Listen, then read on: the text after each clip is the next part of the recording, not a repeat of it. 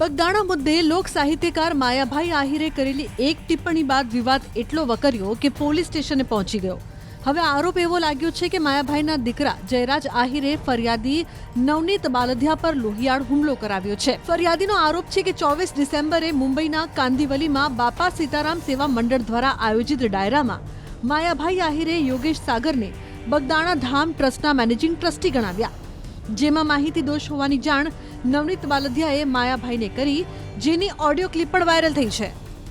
બાબા સીતારામ સીતારામ. બગદાણા નવનીત બોલું. હા નવનીતભાઈ. માયાતા બોલે? હા હા. હું એમ કહેતો તો આપણે યોગેશભાઈની જે જાહેરાત છે, હા યોગેશભાઈ સાગર, હા તો એમાં એવું છે, આની પહેલા મીટિંગ થઈ હતી હા આશ્રમે, ત્યારે ભગવાન દાદા ગુજરાતી જે જૂના ટ્રસ્ટી છે હા એને એવું કીધું કે ભાઈ મેનેજિંગ ટ્રસ્ટી કોઈ નથી અત્યારે, બધા ટ્રસ્ટી છે, મેનેજિંગ કોઈ નિમણૂક નથી થયું. તો એનો વિડીયો આગળ મૂકી દઉં. હા બરોબર, મેનેજિંગ કોઈ નથી થયું અત્યાર સુધીમાં છે, બરોબર. જૂના જે ટ્રસ્ટી છે ભગવાન દાદા ખુદ ત્યારે ના પાડી દીધી આપણે કવણાભાઈને. ના, હું આગળ મૂકી દઉં વિડીયો. એટલે શું મૂકવાનો છે? ભાઈ આ મેનેજિંગ ટ્રસ્ટી નથી, એમ ટ્રસ્ટી છે, મેનેજિંગ કોઈ નિમાણા નથી. ગામમાંથી મારા 5-10 ફોન આવ્યા આ રીતનું કે માયા, કીધું માયા તારી હું વાત કરી લઉં. હલો. હા હા એ રીતનું છે, મેં કીધું દાદાને ફોન કરું.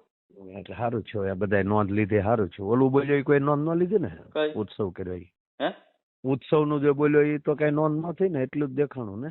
પણ એ તો આતા જે માનો કે ટ્રસ્ટીમાં એકબીજાને હાલતું હોય કઈ તો કે ને ઉત્સવ નું થયું તો સારું જ છે ને ભાઈ, હાલો એ રીતનો ઉત્સવ કરે છે. ના, હું બરોબર? આગળ મોકલી જ દઉં છું, આગળ એ બધું મૂકી દઉં. હા બરોબર. હા, કોઈ કહે તો હા, તમે તારું મારું નામ દેજો. અત્યારે હાલમાં અમે સરપંચ છીએ, બરોબર, બગદાણા. હે? કોઈ કહેતું હોય કે આ કોનો ફોન આવ્યો કઈ છે તો મારું નામ આપી દેજો. નવનીતભાઈ સાથે થયેલી વાતચીત પ્રમાણે માયાભાઈએ તરત જ માફી માંગતો અને ચોખવટ કરતો વિડીયો પણ મોકલી દીધો. એ કાર્યક્રમમાં મારે એક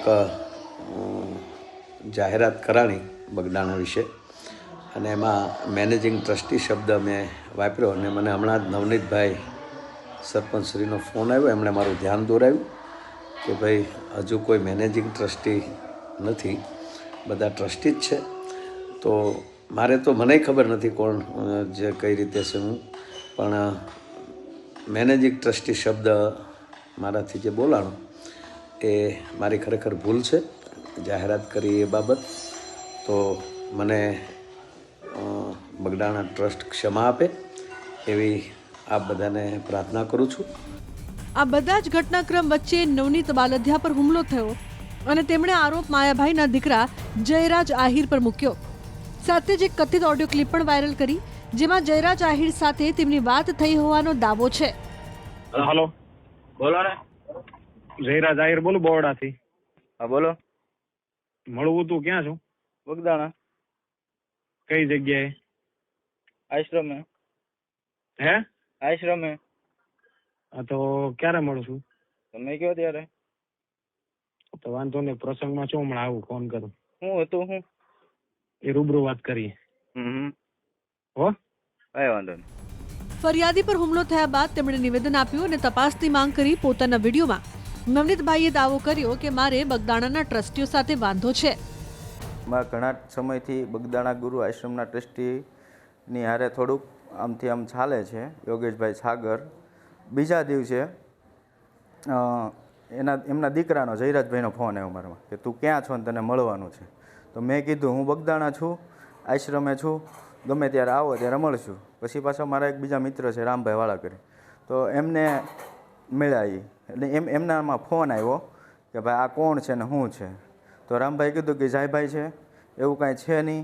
એનું બધું મને બોલાવ્યો, વાતચીત કરી, તો એવું કાંઈ હતું નહીં. પછી આ લોકો રાતે આવ્યા છે ને મારું ટ્રેક્ટર ઊભું રાખ્યું. ટ્રેક્ટર ઊભું રાખી અને ટ્રેક્ટરમાંથી છાવી કાઢી ગયા. મારા છોકરાનો ફોન આવ્યો કે પપ્પા કોઈ આપણા ટ્રેક્ટરમાંથી છાવી કાઢીને ટ્રેક્ટર ઊભું રાખીને અહીંથી વહી ગયા છે. તો હું ત્યાં ગયો, તો પછી ગાડી પાછળ, ગાડી લઈને હતા, વેરના ગાડી હતી, અને એની પાછળ હું ગયો. તો પછી એ લોકોએ ગાડી આગળ જવા દીધી. તો પછી પાછળ મારી પાછળ ગાડી આવીને કે તું કેમ અમારી રેકી કરે છે. તો એમાંથી 4 જણા ઉતરી ખાલી એટલું બોલી અને ધોકાના પાઇપે મને મારીને હાથે પગે બધે ઈજા કરી છે. પછી થોડી વારથી કે બીજી સ્વિફ્ટ ગાડી આવી, તો એમાંથી 4 જણા ઉતર્યા. તો એ લોકોએ ધોકા પાઇપ કાઢી અને મને બધી જગ્યાએ માર્યો છે. અમારા હાથે ફ્રેક્ચર આવ્યું છે, 2 પગ, બે હાથે, પાછળ, કમરના ભાગે બધી જગ્યાએ મને મારેલો છે. ત્યાર પછી અમે અહીંયા હનુમત હોસ્પિટલમાં એડમિટ થયા. પછી સાહેબ બગદાણા પોલીસ સ્ટેશનમાંથી અમે અહીંયા આવ્યા હતા લખવા, એટલે એમાં ફરિયાદ આપી છે. અને અમારા 2 મોબાઈલ તોડી નાખ્યા, મારી 2 વ્હીલ બાઇક તોડી નાખી. અને સાહેબને મારી નમ્ર વિનંતી છે કે આની યોગ્ય તપાસ થાય, આમાં કોણ કોણ પાછળ છે આ કારણની અંદર. એટલી મારી એસપી સાહેબને મારી વિનંતી છે કે આની અંદર કદાચ મોટા માથા હોય ખરા. જો કે પોલીસે તપાસ બાદ દાવો કર્યો કે આ કેસમાં માયાભાઈ આહિર કે તેમના દીકરાની સંડોવણીના કોઈ પુરાવા નથી. ડીવાયએસપી રીમાબા ઝાલાએ કહ્યું કે હુમલાખોરોએ દારૂ અને ખાણ ખનીજને લગતી ગેરકાયદેસર પ્રવૃત્તિઓમાં ફરિયાદી બાતમી આપતો હોવાની આશંકાના પગલે તેના પર હુમલો કર્યો હતો. નાજાભાઈ છે, નાજુભાઈ, તેઓને પોલીસ દ્વારા તાત્કાલિક હસ્તગત કરવામાં આવેલ છે. અને આ નાજુભાઈની પૂછપરછ દરમિયાન પોલીસને જણાય આવે છે કે આ જે નાજુભાઈ છે એ દારૂના ધંધા સાથે સંકળાયેલ આરોપી છે અને અવારનવાર એલસીબી તેમજ લોકલ પોલીસ દ્વારા તેના પર કેસ કરવામાં આવેલ છે. અને આ સમગ્ર કેસ છે, જે આ કેસ એમના પર થયેલા છે તેની બાતમી આ નવનીતભાઈ ડાયાભાઈ બાલતિયા આપતા હોવાની એમને શંકા હોય છે.